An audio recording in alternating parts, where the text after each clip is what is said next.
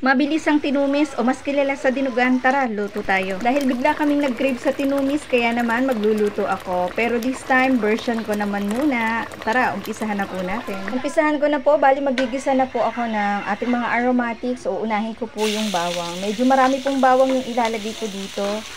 At pagkatapos, papupulahin ko lang po yan ng konti at isusunod ko na rin po yung sibuyas. Hintayin lamang po natin maging translucent yung sibuyas at pag okay na po, ay isusunod ko na po yung pork meat. Bali, ang ginamit ko po dito ay pork kasim, 1 kilo po ito.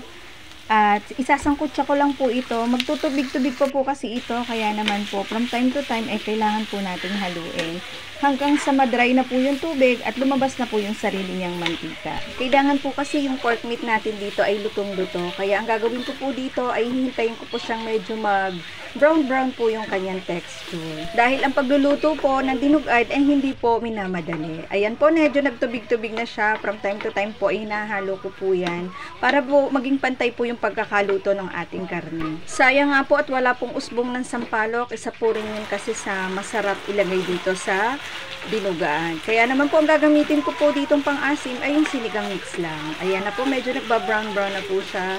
Pero i-toast pa po natin ng kaunti. Pero titimplahan ko na po ito agad ng paminta at saka po ng asin para may lasa na po yung ating pork meat. Bihira lang po talaga ako magluto nito kasi kalamitan po, kumakain lang po kami ng tinumis pag po nasa probinsya. Pero dahil nga po nag-crave kami at favorite po to ni Kuya, ay magluluto po ako. Ayan, ganito po yung hinihintay po nating mangyari sa ating pork meat. Medyo nag-golden brown na po siya. Okay na po yan at lumabas na po yung sarili niyang mantika. Bali, isusunod ko na pong ilagay yung dugo po.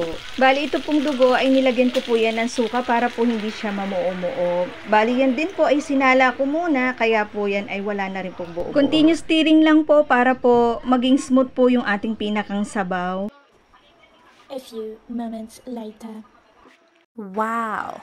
At pag ganito na po yung consistency ng sabaw, ayan, medyo smooth po siya, talaga pong walang buo-buo. Okay na po yan. Pwede na po nating isunod ilagay dyan yung ating pong pinakapang-asim. Bali, sinigang mix lang po yung ilalagay ko dito. Maglalagay na po rin po ako dito ng siling panigang. Mas marami po para mas maanghang. Pero ako 3 lang po kasi baka po hindi makakain si Gia.